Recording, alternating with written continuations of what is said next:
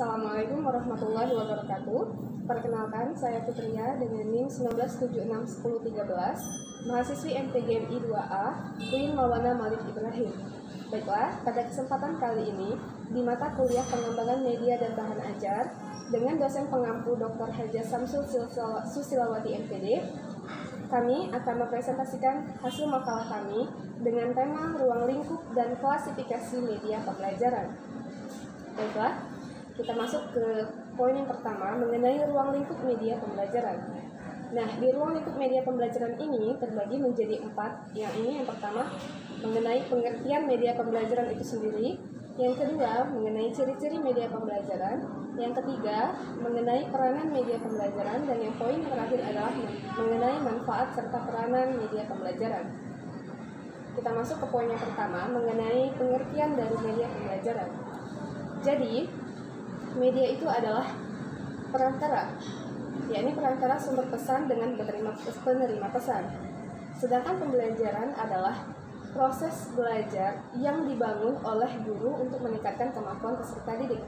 Jadi, dapat kita simpulkan, media pembelajaran adalah alat bantu yang berfungsi untuk menjelaskan sebagian dari proses pembelajaran di kelas ataupun di luar kelas yang sulit dijelaskan secara verbal. Nah, itu tadi mengenai pengertian dari media pembelajaran. Selanjutnya mengenai ciri-ciri media pembelajaran. Di sini ciri-ciri media pembelajaran terdiri dari 5 poin. Yang pertama, identik dengan alat peraga langsung ataupun tidak langsung. Yang kedua, alat media pembelajaran ini digunakan dalam proses komunikasi instruksional. Jadi komunikasi instruksional itu di dalam dunia pendidikan diartikan sebagai pengajaran, pembelajaran, serta pelajaran. Jadi pengajaran menitik beratkan pada fungsi guru atau dosen sebagai komunikator yang aktif. Lalu yang kedua digunakan dalam proses komunikasi instruksional.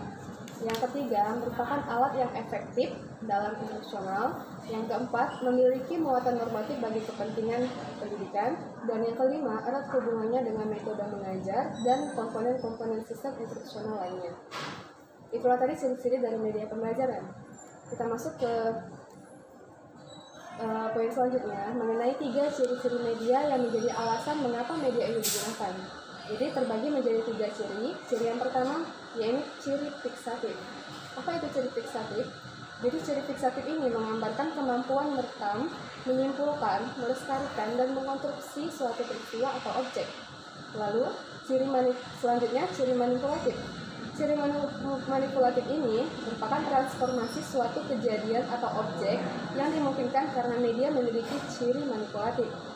Dan yang ciri yang terakhir yaitu ciri distributif.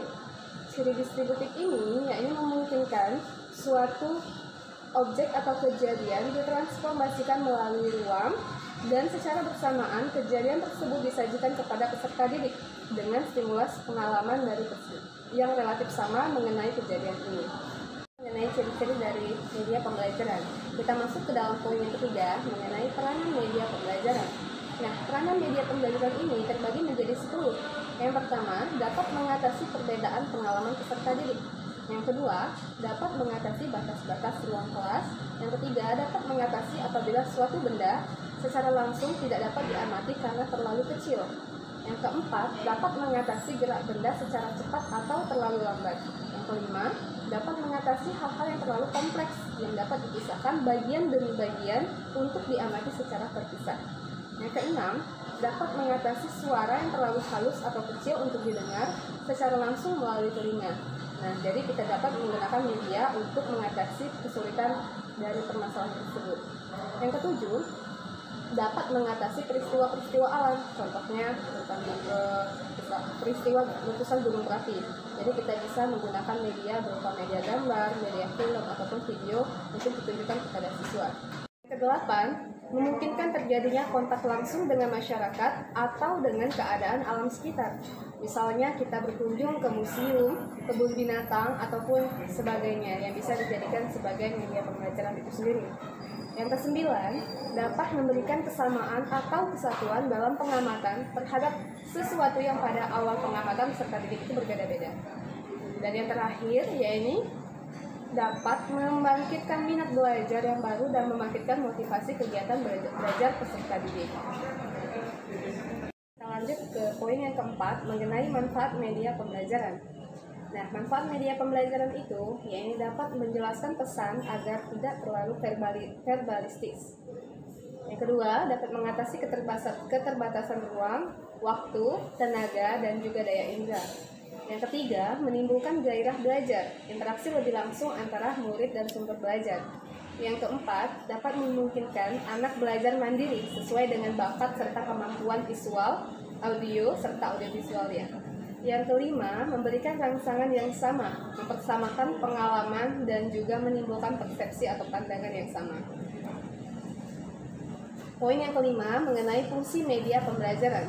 Jadi fungsi media pembelajaran itu ada dua, yaitu dapat membuat konkret konsep-konsep abstrak, konsep-konsep yang dirasakan masih bersifat abstrak dan sulit dijelaskan secara langsung kepada siswa, bisa dikonkretkan atau disederhanakan melalui pemanfaatan media pembelajaran.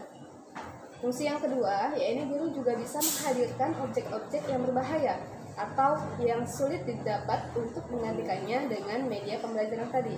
Misalnya, ketika guru menjelaskan materi tentang klasifikasi hewan berdasarkan makanannya, maka guru hanya perlu menjelaskan materi dengan menggunakan video, gambar, ataupun program televisi.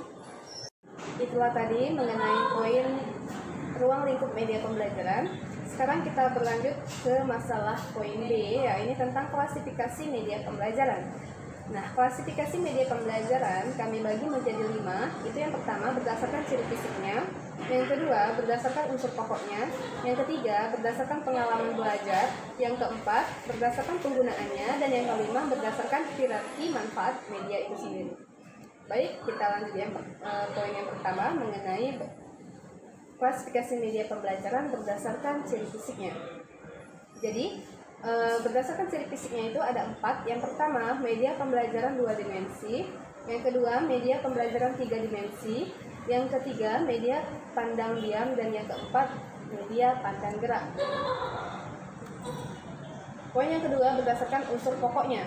Jadi di sini berdasarkan unsur pokoknya kita bagi menjadi 3, yaitu media audio, media visual, dan juga media audio visual. Jadi media audio itu media yang menghasilkan bunyi yang hanya bisa diterima melalui media pendengaran.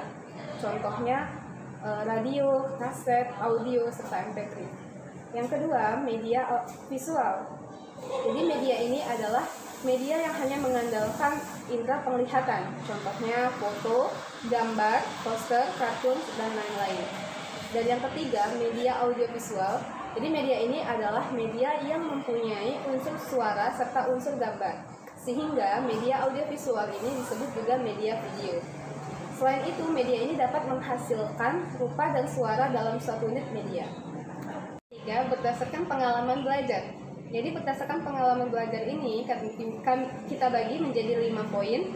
Itu yang pertama, pengalaman langsung. Apa itu pengalaman langsung? Pengalaman ini berhubungan secara langsung dengan benda, kejadian atau objek yang sebenarnya. Dan yang kedua, pengalaman tiruan. Pengalaman tiruan ini digunakan benda-benda pengganti yang menggantikan benda-benda sebenarnya dalam bentuk sederhana, menghilangkan bagian benda yang kurang perlu serta menonjolkan bagian yang perlu saja. Yang ketiga, pengalaman melalui lambang.